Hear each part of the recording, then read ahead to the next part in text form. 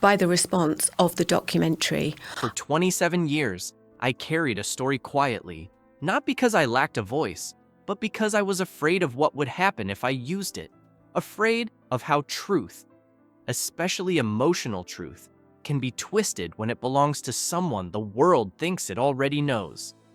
People often assume that silence means peace, but for me, it was survival, a way to protect my children, my marriage, and the fragile parts of myself that were still learning how to breathe under pressure.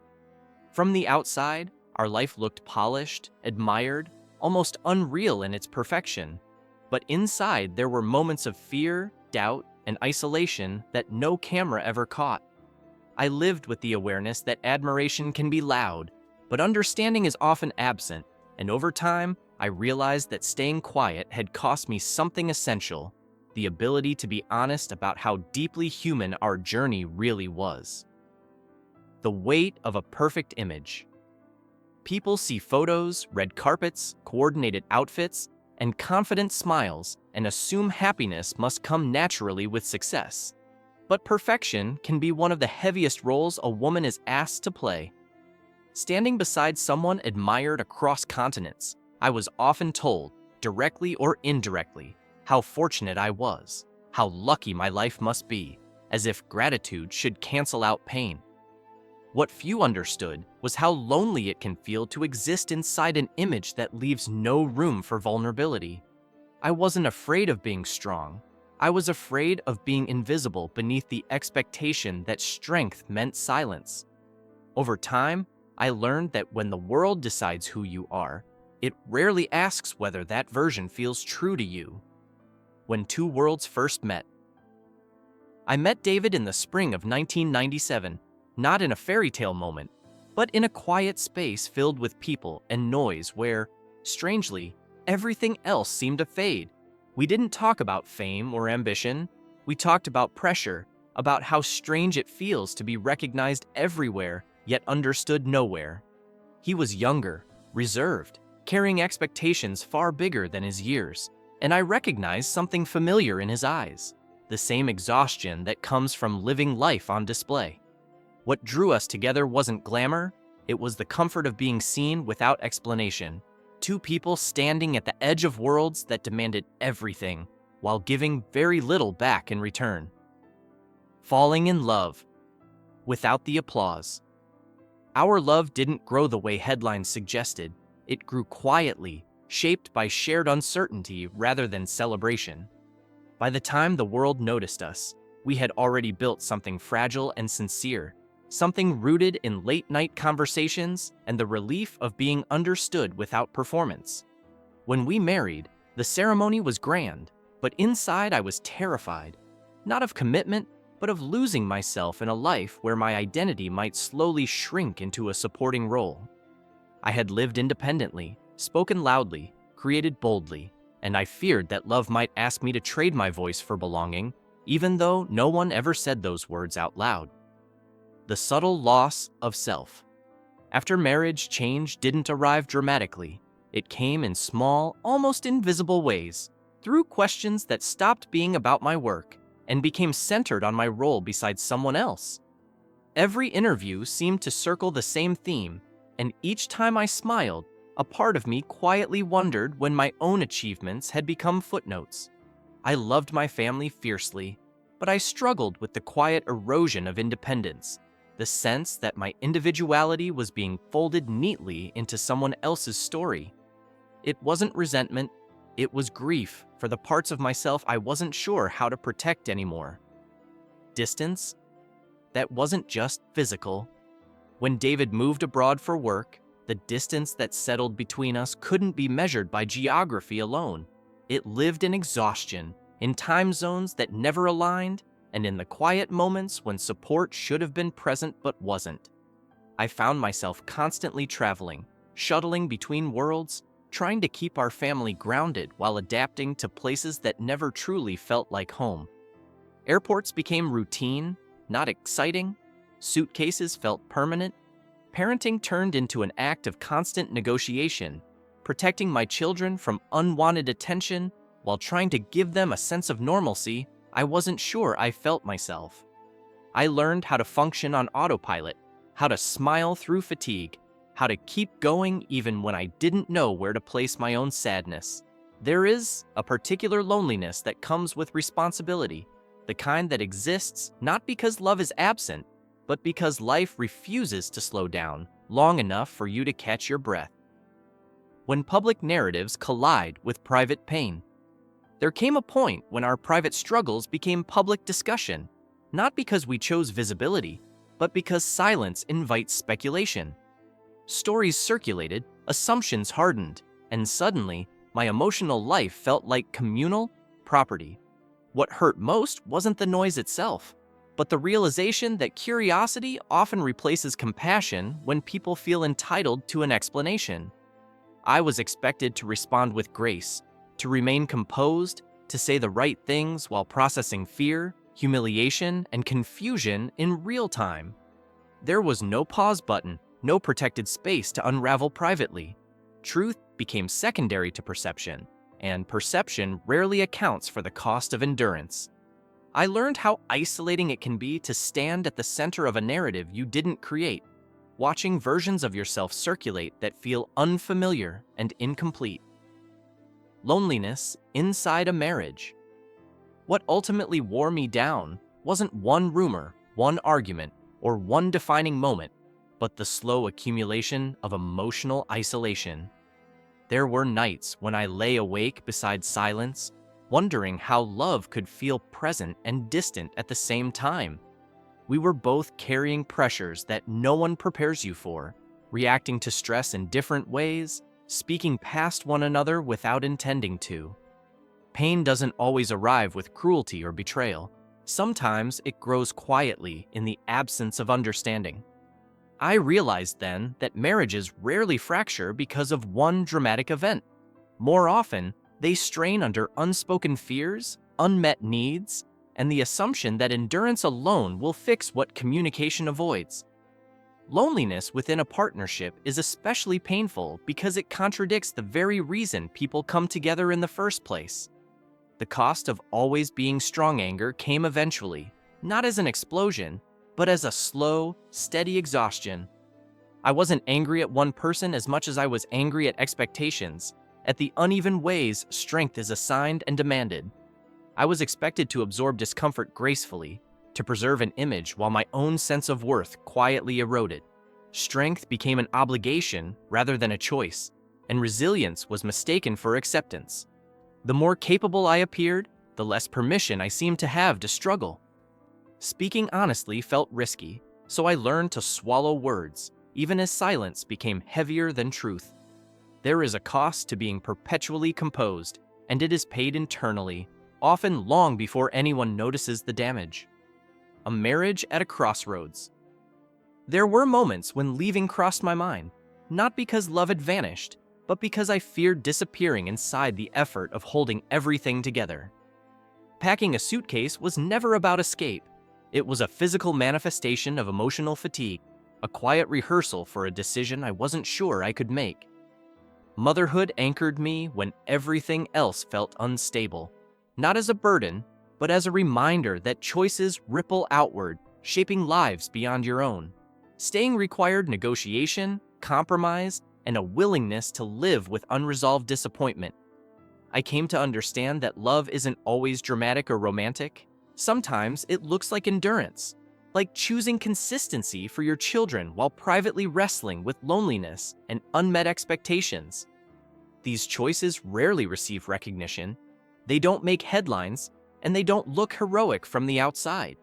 But they quietly shape the emotional architecture of a family, determining what children learn about commitment, patience, and the complicated ways people try to care for one another, even when certainty is out of reach. Understanding his pain. Time, distance, and reflection eventually gave me a perspective I didn't have when everything felt raw and immediate. I began to see how deeply the pressure affected David as well, how criticism followed him beyond the pitch, how judgment seeped into moments that should have felt safe. Fame doesn't insulate you from collapse. In many cases, it accelerates it by removing privacy and replacing empathy with spectacle. Watching someone you love carry shame and scrutiny without knowing how to help is its own kind of helplessness. I learned that pain doesn't cancel itself out or compete for space. It coexists, layered and complex. We were both breaking, just in different languages, and until I understood that, I couldn't fully understand him or myself. When careers become casualties. Professional setbacks rarely arrive with a single dramatic moment. They creep in quietly, disguised as commentary, speculation, and subtle shifts in tone. Yet their emotional impact is anything but subtle. Watching confidence erode under constant scrutiny is devastating, especially when identity has been built around performance and excellence.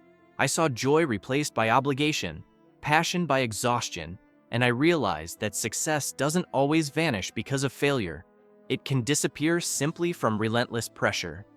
In those moments, I stopped centering my own hurt long enough to truly recognize his. And that recognition changed how I interpreted everything that had come before. Compassion, I learned, often begins when self-protection pauses, shared rock bottom. There is a rare kind of clarity that only arrives when everything familiar collapses at once. At our lowest point, defenses became too heavy to carry, and performance lost its purpose. We stopped arguing and started listening, not because the pain was gone, but because pretending had become unbearable. Conversations shifted, less polished, more honest, and for the first time in years, we spoke not as public figures managing perception, but as two exhausted people trying to survive the same storm. Pain didn't disappear, but it softened when it was shared. Healing didn't arrive as instant forgiveness or selective memory. It came as understanding, slow and imperfect, but real. Choosing a new beginning. When the opportunity came to start fresh somewhere new, it wasn't driven by escape or ambition, it was driven by survival. Staying felt heavier than leaving, and for the first time in years, change felt like the only honest option. Decisions were made with family at the center, rather than image or expectation, and that shift mattered more than any professional result. In quieter spaces, laughter returned, not because problems vanished, but because space allowed us to breathe without judgment.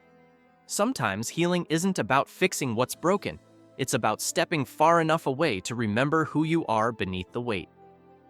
Redefining success and failure. As time passed, I found myself confronting a quieter, more complicated struggle, one rooted not in external obstacles, but in ambition, identity, and pride. Building something of my own felt empowering at first, a way to reclaim agency and prove that my worth extended beyond past chapters of my life. But empowerment came with pressure I hadn't fully anticipated. When success stalled or finances wavered, failure no longer felt like a temporary setback. It felt personal. Financial uncertainty carries a kind of silent shame that ambition never warns you about, and I absorbed it deeply, believing that persistence alone was proof of character. I pushed myself relentlessly, equating rest with weakness and endurance with value, convincing myself that slowing down meant surrender. What I didn't recognize at the time was how quietly this struggle seeped into the spaces I thought were protected. Ambition can inspire growth, but without balance or self-awareness, it can also erode trust, connection, and the emotional safety that relationships depend on. The moment of reckoning. The reckoning didn't arrive dramatically. It came through a moment of painful clarity, when I finally saw how much my pursuit had cost the people who loved me most. Support, given without condition, once comforting, suddenly felt heavy with unspoken sacrifice. I realized that someone had been carrying my dream alongside their own fears, offering encouragement while managing anxiety I had never fully acknowledged. That understanding forced me to confront an uncomfortable truth. Determination without awareness can quietly become self-destruction. I hadn't been fighting alone, even though I behaved as though I was. That realization didn't diminish my drive, it reshaped it. I began to understand that success measured only by outcomes is incomplete, and that sustainability matters more than momentum. True progress isn't defined by how much you can endure, but by how well you can adapt without losing those who walk beside you. Learning to share the weight. The shift began with conversation, real conversation, not the surface-level exchanges that avoid discomfort. We talked not about careers, expectations, or future plans, but about fear, exhaustion, and the pressure to appear invincible. Vulnerability, once something I avoided out of habit or pride, became the bridge back to each other. I learned that love isn't proven through endurance alone, nor through silent sacrifice, but through the willingness to stop, to listen, and to be seen without armor. Sharing the weight didn't solve every problem, but it softened what had hardened over years of unspoken tension. It allowed us to replace assumption with understanding. Partnership, I learned, isn't about being strong all the time. It's about being honest enough to admit when you're not. Growth. Through quiet years. With time, our family found rhythm rather than spectacle. Life became less about performance and more about presence. There were no dramatic milestones to point to, no moments that demanded attention, only consistency and care. Our children grew up witnessing resilience instead of illusion, learning that relationships require humility, effort, and forgiveness rather than perfection. They saw adults who admitted when they were tired, who apologized when they were wrong, and who asked for help when they needed it. Watching them grow into thoughtful, emotionally aware individuals became the most grounding experience of my life. In their curiosity and steadiness, I saw proof that stability isn't built on grand gestures, but on reliability. Their growth remains my greatest achievement, far outweighing any public recognition or professional accomplishment I once chased. A marriage rewritten, not repaired. We never returned to who we were at the beginning, and I wouldn't want to. That version of us was built on assumptions, momentum, and untested belief. What we built instead was steadier, less performative, and far more honest. Love didn't save us. Choice did. The daily decision to see each other clearly, flaws included, and remain present even when it was uncomfortable became the foundation of something stronger. There is freedom in releasing the need to be admired and embracing the quiet fulfillment of being understood. Our marriage wasn't repaired as if something broken was simply fixed. It was rewritten with intention, patience, and respect for who we had both become. What emerged wasn't perfect, but it was real, and that made all the difference. Life beyond proving anything today, I no longer feel compelled to explain my resilience or justify my choices. The need to prove worth, strength, or success has softened into something quieter and more sustainable. Success now feels measured in peace rather than progress, in honest conversations rather than visible achievements, and in the ability to rest without guilt. The storms we survived didn't make us exceptional, they made us human. And that humanity, I've learned, is far more powerful than perfection ever was. Life beyond proving anything is where contentment finally found room to exist, not because everything is resolved, but because acceptance replaced resistance. What I know now. If there is one truth I've earned the right to share, it's this. No family is immune to struggle, and no love story unfolds without pain. What matters isn't the absence of storms, but the courage to face them without losing yourself entirely. Silence can protect you for a while, but healing begins when you allow yourself to speak. Not to accuse, but to understand, to release, and to move forward with clarity. Growth doesn't erase the past. It reframes it, allowing you to carry wisdom instead of weight. And in that shift, life becomes less about surviving and more about living with intention, compassion, and grace.